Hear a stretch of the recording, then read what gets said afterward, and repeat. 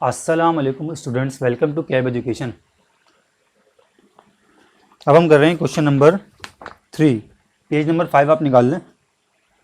Question number 3 हम कर रहे हैं और नाम हमारे पास आ गया असलम एंड को।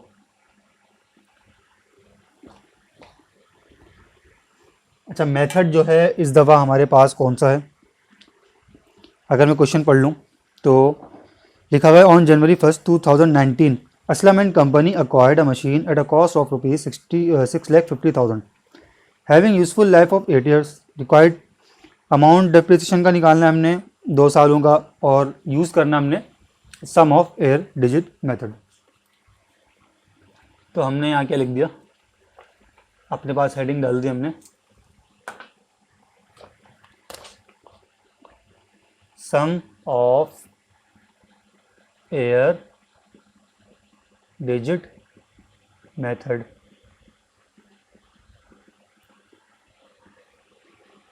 चले स्टार्ट करते हैं। सम ऑफ एयर डिजिट मेथड में हम करते क्या हैं, सबसे पहले मुझे चाहिए होता है यहाँ पर कॉस्ट ऑफ मशीन। देखिए निकालना है, क्या कह रहा है हमारे पास रिक्वायरमेंट नंबर 1 जो है इसमें कह रहा है डेप्रिसिएशन निकालना है। कितने सालों का डेप्रिसिएशन हमने निकालना है? 3 सालों का 2 सालों का निकालना है। अच्छा, उसके बाद जो चीज़ देखने वाली इसमें वो ये कि कॉस्ट हमें दी कितनी है। कॉस्ट हमें दी हुई है 6,50,000 रुपीज़। अच्छा, इसमें से हम माइनस करेंगे अब सेल्वेज वैल्यू। देखिए भाई, सेल्वेज वैल्यू कितनी दी हुई है? सेल्वेज वैल्यू में 50,000 दी हुई है। 50,000 हमने इसमें से माइनस किया और हमारे पास आ गए 6 लाख रुपए। ये क्या कहलाएगा? ये कहलाएगा डेप्रिशिएबल कॉस्ट। Depreciable cost.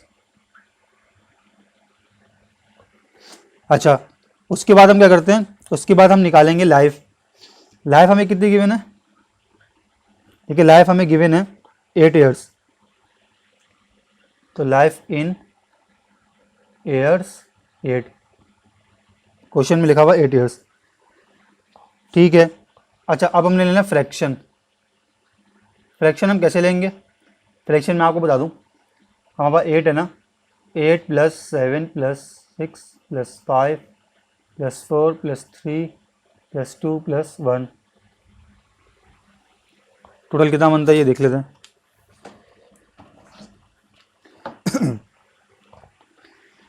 8 + 7 + 6 + 5 + 4 + 3 + 2 + 1, 36 बनता है टोटल हमारे पास फ्रैक्शन। हमने टोटल कर लिया। अब हम निकालेंगे डेप्रिसिएशन। हम किस ईयर के लिए काम कर रहे हैं?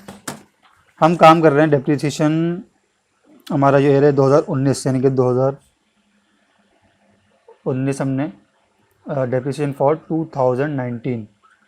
अब ये कैसे आएगा?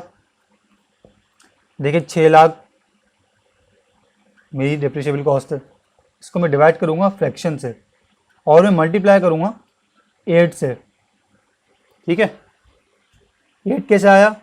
8 + 7 + 6 + 5 + 4 + ये यहाँ से मैंने 8 उठाया और 36 का इन सबका टोटल। अब कितना आएगा इसको देख लेते हैं। 600,000 divide by 8 divide by 36 multiply by 8, तो ये मेरे पास कोई 1,33,333 रुपीज़ आ रहे हैं। अब मैं डेप्रिसिएशन निकालूंगा फॉर 2020 सेकेंड ईयर। ये कैसे आएगा? 6 लाख अगेन डिवाइड बाय हमने 36 से करना है और मल्टीप्लाई अब हमने किससे करना है? पहले 8 से किया था, अब हम 7 से करेंगे। तो 600,000 डिवाइड बाय 36 मल्टीप्लाई बाय 7, तो मेरे पास अमाउंट आती है 1,66,667। 2 सालों का डेप्रिसिएशन हमने निकाल लिया। अच्छा, पिछले क्वेश्चंस जो हमने किए हैं, पिछले जो हमने मेथड्स किए हैं, हम उसमें भी क्या करते थे, एंट्री बनाते थे, जनरल एडजस्टिंग एंट्री और क्लोजिंग। तो जनरल एंट्री हमारी क्या बनेगी, मशीन डेबिट कैश क्रेडिट, कितनी अमाउंट, 6,50,000, माइनस करके नहीं लिएगा सेल वैल्यू को, आपने जो कॉस्ट है वो उसी पे लेना है। अच्छा, अब हम आते हैं, इसकी डेट क्या होगी, डेट है हमारे पास जनवरी, 1 जनवरी 2019। अब ये 31 दिसंबर 2019, क्या एंट्री बनेगी, depreciation expense debit allowance for depreciation credit. Amount मेरे पास आया था 1,33,333, 1,33,333। अब मैं डेप्रिसिएशन निकाल रहा हूँ 2020 के लिए, तो एंट्री तो यही बनेगी, depreciation expense debit allowance for depreciation 1,66,667, एक 6 और आएगा और 7 आएगा, 1,6666 और 7। चलें, ये कंप्लीट हो गया। क्लोजिंग एंट्री के लिए हम क्या करेंगे 2019 के लिए मैं बनाऊंगा expense and revenue summary debit और डेप्रिसिएशन एक्सपेंस क्रेडिट। मैं अपने एक्सपेंस को क्लोज कर दूंगा एक्सपेंस एंड रेवेन्यू समरी यानी कि इनकम स्टेटमेंट में। कितना अमाउंट है, 1,33,333।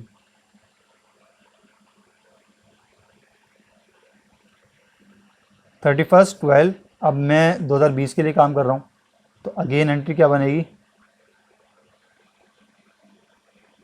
एंट्री बनेगी expense and revenue summary debit और डेप्रिसिएशन एक्सपेंस क्रेडिट। अमाउंट आएगा 166,667, 166,667।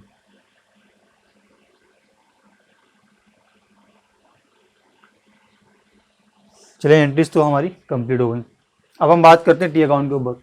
मशीन डेबिट हो रहा है, मशीन का अकाउंट डेबिट हो रहा है 2019, बिकॉज ऑफ कैश। अमाउंट कितना है, 6 लाख रुपए, 6,50,000।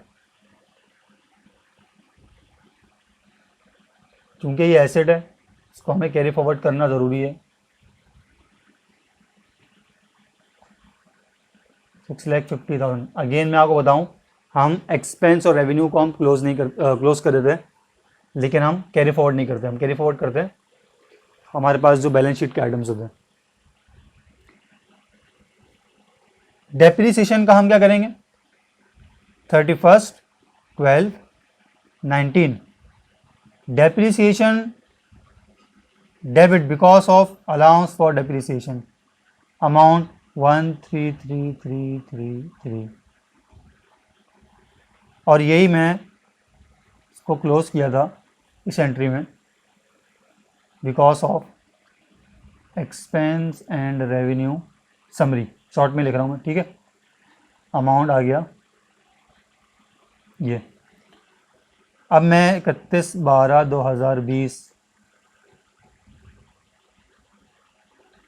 166,667 और मैं इसको कर दूंगा क्लोज, एक्सपेंस एंड रेवेन्यू 166,667। कोई कैरी फॉरवर्ड हम इसमें नहीं करेंगे। बैलेंस शीट आइटम यानी कि अलाउंस फॉर डेप्रिसिएशन, इसको हम क्लोज भी करेंगे और इसको देखते हैं कैसे करना है। 31/12/2019 को डेप्रिसिएशन एक्सपेंस की वजह से अलाउंस फॉर डेप्रिसिएशन क्रेडिट हुआ, अमाउंट हमारे पास ये आ गई और हमने इसको क्लोज भी कर दिया नेक्स्ट ईयर के लिए। कैरी फॉरवर्ड, फिर 31 नहीं, हमारे पास फर्स्ट डेट होगी, 1 जनवरी 2020 को यही brought forward, carry forward brought forward बन गया 1,33,333 और 31/12 को मेरे पास डेप्रिसिएशन एक्सपेंस की वजह से एक अमाउंट आया, कितना,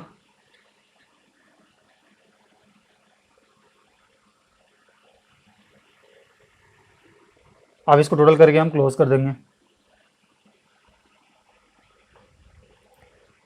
तो कितना बनेगा ये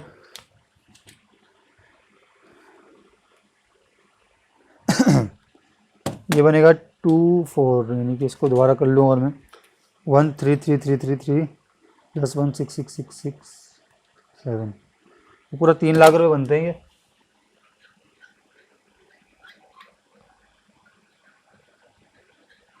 और ये मेरा कैरी फॉरवर्ड हो गया 3 लाख रुपए। सम ऑफ एयर से भी हमने सीख लिया कि डेप्रिसिएशन को हमने कैसे हैंडल करना है, कैसे हमने डेप्रिसिएशन निकालना है। चलिए क्वेश्चन हमारा यहाँ कंप्लीट होता है। अच्छा, कर मैं क्या रहा हूँ, मैं आपको अभी बेसिक्स करवा रहा हूँ और मैं आपको हर मेथड को सॉल्व करना सिखा रहा हूँ। हर मेथड में हम सेम पैटर्न रखा हुआ है। हर मेथड में हम पहले सबसे पहले उस मेथड से डेप्रिसिएशन निकालते हैं, फिर उससे हम एंट्रीज बनाते हैं, फिर उसके बाद हम टी अकाउंट बनाते हैं। तो हर मेथड में मैं यही कर रहा हूँ। तीसरा मेथड था, पहला हमारे पास स्ट्रेट लाइन था, सेकंड हमारे पास डिमिनिशिंग था, थर्ड हमने सम ऑफ एयर डिजिट किया है। अब इसके बाद हमारे पास आउटपुट या प्रोडक्शन और हमारे पास आर्स मेथड रहते हैं। इसके बाद हम करेंगे इसको और इसी पैटर्न पे करेंगे इंशाल्लाह। चलें, आप इसको कॉपी कर लें। अब हम चलते हैं नेक्स्ट वीडियो की तरफ। Thank you.